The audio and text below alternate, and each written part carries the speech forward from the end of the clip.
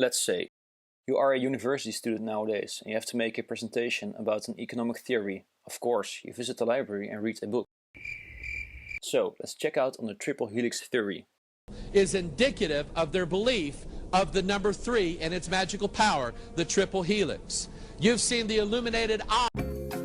As explained before in the lecture, the concept of the triple helix is a multiple-step process that refers to the intensification of interactions between firms, universities and the government.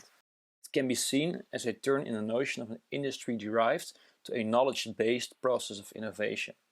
The idea behind this theory is that these interconnection will strengthen the innovation process because the best of all actors' knowledge and experience recombined and additional learnings from each other will result in economic growth. Of Bosma's different levels of proximity, this idea is mainly based around geographical, or so to speak, physical proximity. However, it does not mean that cognitive, organizational, social or institutional proximity do not matter anymore. The main downside of the triple helix theory can be a conflict of interest between universities and the industry. One can wonder who is the owner of knowledge if it is produced by a university but funded by the industry. Firms may rely on confidentiality to hold their competitive advantage, but it does not seem to rhyme with the open and transparent character of universities. As aforementioned, the theory is based on 3 actors. It is the university's role to do research, while the industry functions in a producing role and the government takes care of regulations. The theory heavily relies on universities' academic skills in research and knowledge. After all, they are, as institutions, the experts in the production, management and diffusion of knowledge. Besides, they have experience in translating tacit knowledge into codified knowledge. In the triple helix theory, universities will conduct research and be involved in research and development activities. The availability of human capital, transferring people and thereby knowledge from universities to the industry or the other way around, is an important factor of Escovitch and Lyondor's theory. This can be done by a permanent transfer from universities to the industry, the other way around, or clinging in between. The government's initial role mainly has a regulatory approach in the framework of triple helix. It will devote themselves to policies to prevent market failures, funding, and the establishment of universities and additional extras such as infrastructure and mobility. Another role of the government can be facilitating human capital, for instance by funding international PhD students. An advanced stage of the implication of the triple helix theory may result in hybrid organizations.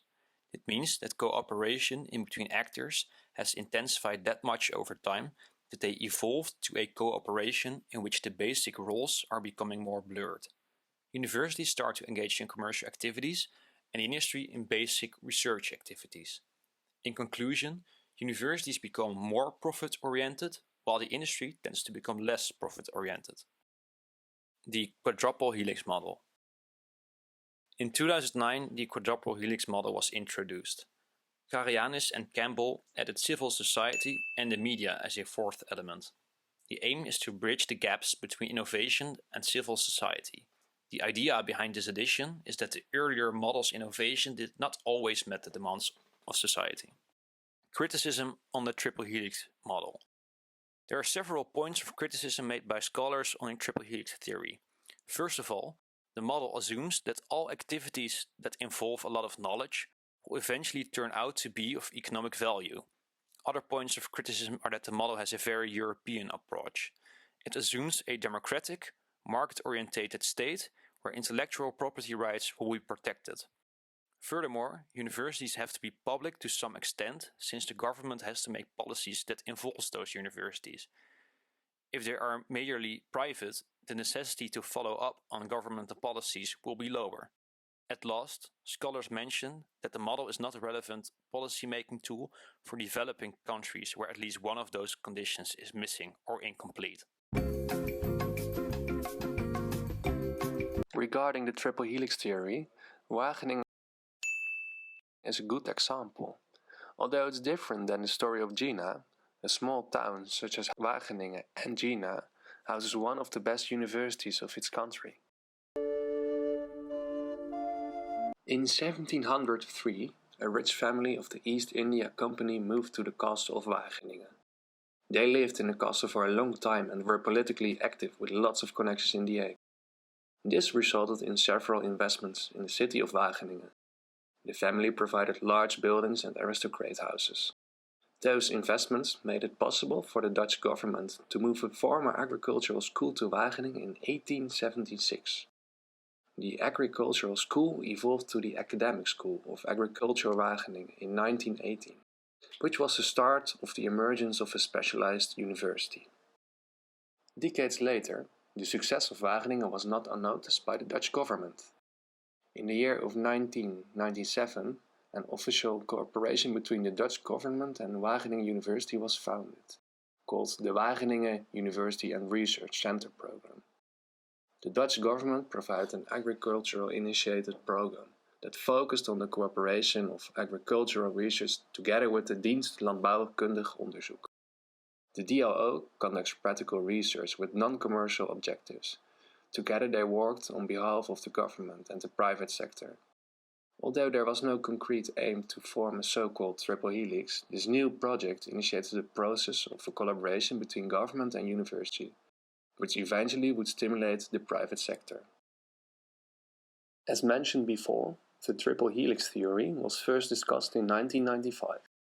The Dutch government has the goal to be in the top 5 knowledge-intensive economies. In order to achieve this goal, the government released the top sector program about 10 years ago. These sectors in the top sector are characterized by high productivity, export, and research and development investments. The Dutch government made a special use of the triple helix theory for this program. With an investment of 7 billion euros, the aim of this program is to stimulate the best performing Dutch sectors by investing in improving the sector's innovation and maintaining their important position in the Dutch and world economy. Right now, in 2018, they want to focus this knowledge and private-based cooperation around societal challenges such as climate change. They do this by stimulating society and innovative SMEs and startups to participate in these challenges. However, before the top sector program, the region of Wageningen established the Food Valley in 2004. Food Valley is a primary knowledge-intensive agri-food ecosystem in the Netherlands. It is characterized by innovative agri-food and food-related solutions by the cooperation between companies, knowledge institutions, education and governments. It offers a platform for international business network to accelerate innovation and the practical use of innovation. For example, Food Valley facilitates a traineeship program where students of Wageningen can be linked to German or Dutch firms and vice versa. At this moment, the Food Valley region is an area where more than 2,600 firms and institutions operate. The region itself provides over 20,000 jobs. This is a primary example of the triple helix theory, where collaboration between government, private sector and universities is a key driver of practical use of innovation. Another example of the collaboration between universities and firms is Friesland Campina. It's one of the leader firms in the top sector agri-food. Friesland Campina is a company that's highly dependent on new innovation in the agri-food business. In order to maintain their important role, they opened a research and development center. This center houses over 400 employees conducting research in innovative and sustainable food challenges. They stated that cooperation with innovation partners like Wageningen University and Research Center, other knowledge institutes, customers and suppliers is important in order to speed up the innovation process and make it more successful. However, the initiative of Friesland Campina is not the only initiative where collaboration between university, firms and the government is really active. To feed the growing world population, it is necessary that consumers switch to a more plant-based diet. However, consumers like meat and dairy products very much. To help them switching to a more plant-based diet, we have developed a new technology for the next generation meat analogues. The technology we've worked on for several years now is called shear cell technology. And now it is time to bring this technology to the public. And we will do that in collaboration with 8 companies that cover the full food production chain. A machine manufacturer, a flavor house, ingredient producers, and companies that will really make the final product. And they know exactly what the consumer wants. The number of older people in Europe is rising steadily. They want to stay in their own homes as long as possible. To enjoy these extra years at home, special products are needed to ensure that they can age successfully. Wageningen UR innovates for healthy aging. We have led the way in research into aging and nutrition for almost 30 years. We work with a multidisciplinary approach: nutritional physiology, epidemiology and public health, consumer research, food technology, IT. The advantage will be that you gain in-depth knowledge of the older consumer, and that will help you to develop products specially targeted at this group.